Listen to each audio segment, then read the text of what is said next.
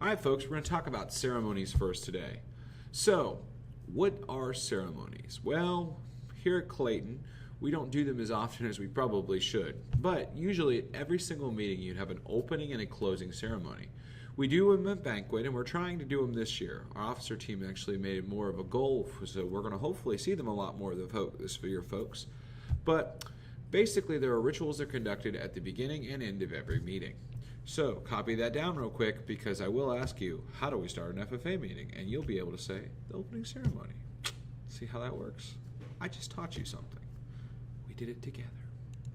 So, basically, the opening ceremony will start in unison with, and this is the funniest thing, because if you've ever been at any FFA event, they will ask, FFA members, why are we here? And everyone will just sort of like, anybody who's had me or been to an FFA class or meeting will know that's true. But I want all of you to learn and memorize this. In fact, your first quiz, this is going to be the bonus. If you can memorize this, for every word you get right, you get 1/10 of a point. So there's some chances to really raise that grade up. So when I say FFA members, why are we here? You say to practice brotherhood, honor agricultural opportunities and responsibilities, and develop those qualities of leadership which an FFA member should possess. So work on memorizing that so you can look cool and everybody will think you're super awesome. Or at least I will. So that's one person. So the closing ceremony, we actually close it with the Pledge of Allegiance. So if you haven't learned that yet, I'm sort of scared. But every meeting they'll say, let's close her out, and then boom, you'll follow through the closing ceremony, and you'll say the pledge to finish off. So I'm sort of worried if you don't know the Pledge of Allegiance. I'm not going to read that to you because I trust that you've probably learned that by now. I hope. Next, we're going to talk about official dress. The FFA official dress is very important if you go to several leadership contests or if you're at any conventions.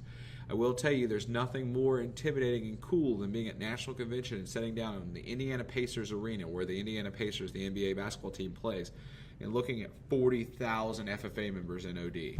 It's pretty cool. So if you ever hear me referred to as OD, it stands for official dress.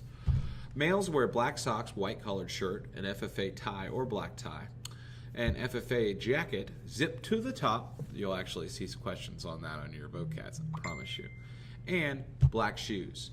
So that is sort of the go-to for male official dress. That's what you're required to wear. Females, of course, have to wear a FFA jacket zipped to the top with a white blouse, and they have a special sort of scarf thing. I'll show you one in a second. But their goal is to also wear black shoes. Now, this is where females gets versatile. Back in the day, it was only a black skirt with hose. But now, you can wear black pants or a black skirt with pantyhose. So it's your option, ladies. Some ladies like the skirt. Some ladies would rather just be sort of like, let's throw some pants on. I'm not about that pantyhose life. But you guys can figure out what you're about and put that on. Next, we want to talk about degrees. So this is the next thing you need to copy down. Now, we actually have a unique situation here because all of you will be coming from either Riverwood or Clayton Middle. Now, I got a couple of kids who might have transferred in or come from Cleveland or other places, so I won't hold you to the same guard. But all of you actually had middle school FFA at your school.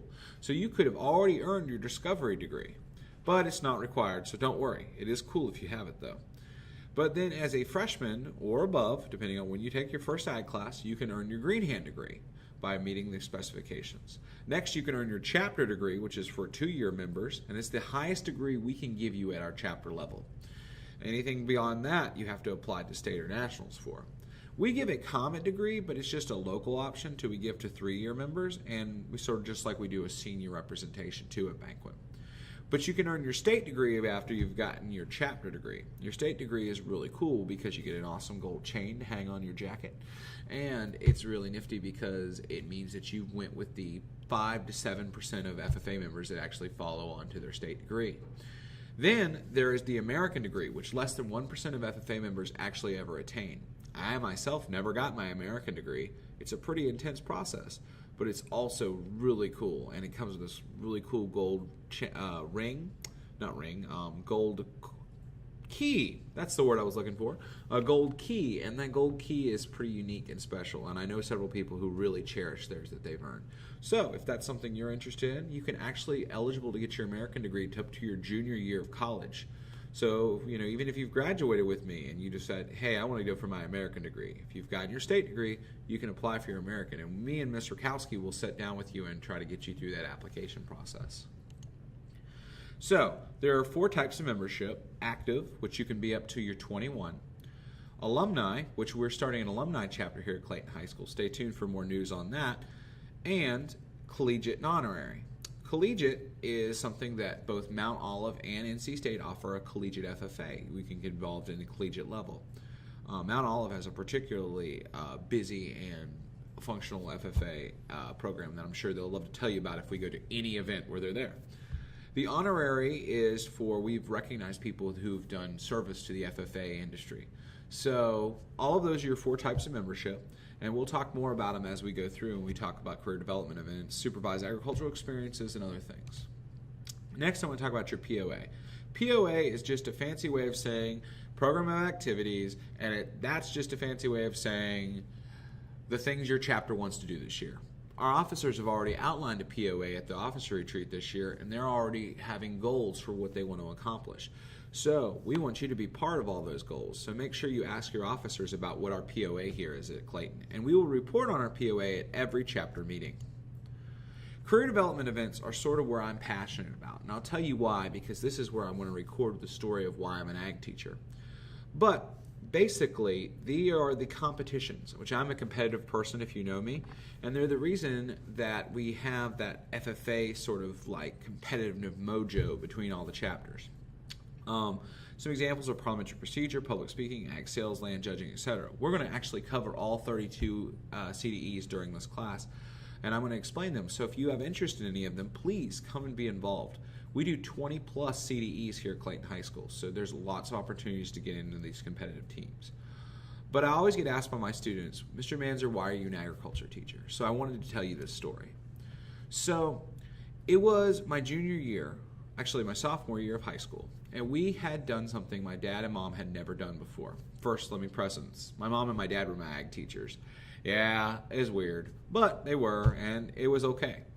But me and 3 of my friends who were also sophomores put together the Nursery Landscape CDE, or Career Development Event.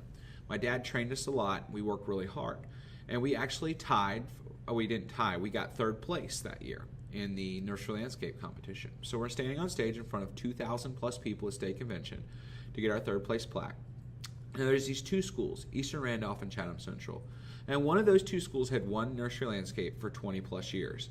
Their teachers are legends. Julian Smith and Ray Cavanis are 2 of the best teachers to ever teach in North Carolina. But it's very competitive amongst these students. And as we're walking back from stage, one of the girls on our team, Rachel Duncan, who has actually got her degree from Chapel Hill and works in Ireland with kids on horticulture, which I think is really cool. But she was looking at me and she said, Daniel, we could win this by the time we're seniors.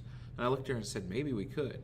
And at that point in time, a girl from Chatham Central walked across the stage from the back. We're walking from the back. She walked across and tapped Rachel on the shoulder and said, sweetheart, no matter how hard you try, you'll never beat us. If you want to motivate a bunch of 15-year-olds, tell them they can't do something. Because we worked our ass off. There's my non-PG word for the day. We worked our ass off that year, and we worked really hard to get it done. And I was so proud of us because at the end of the year, we worked and we went to states and we were more confident than we could ever be.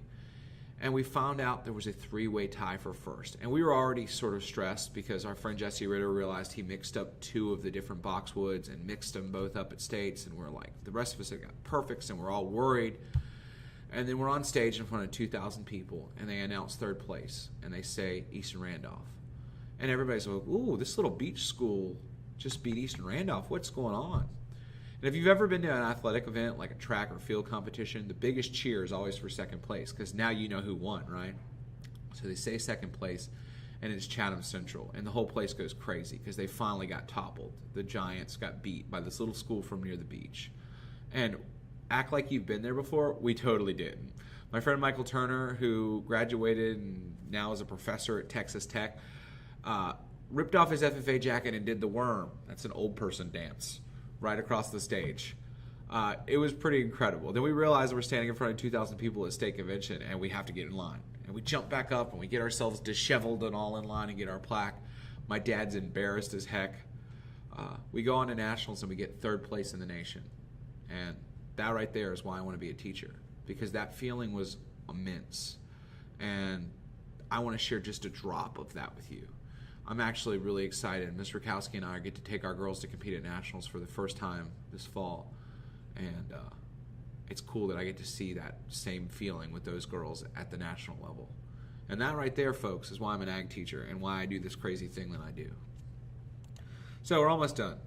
Last slide you got to copy down right here. Talk about conventions. Our state convention is held every year in June at the Raleigh Convention Center. And there's lots of contests, and I will have you there probably if you're interested. So please come talk to me about it. Our national convention is in Indianapolis. It's been all over the place, but it's in Indy right now. And Indianapolis, Indiana, in late October. So it's pretty cool. I've alluded to it before. If you haven't been, you should try to go before you graduate. It's pretty amazing. And then I wanted to share some pictures so you can slowly look back at these at your leisure. But these are some great pictures of FFA camp, which is an opportunity I'm going to talk to you all about.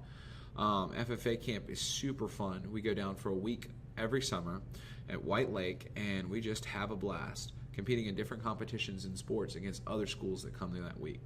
Actually, this year was the first year we won a banner, and we were the banner winning team for that week, which means we came in first place for that week, which is super awesome. Clayton's never done it, and I'm very proud of all my kids. You can see some pictures of us playing water ball and volleyball and softball and doing leadership activities.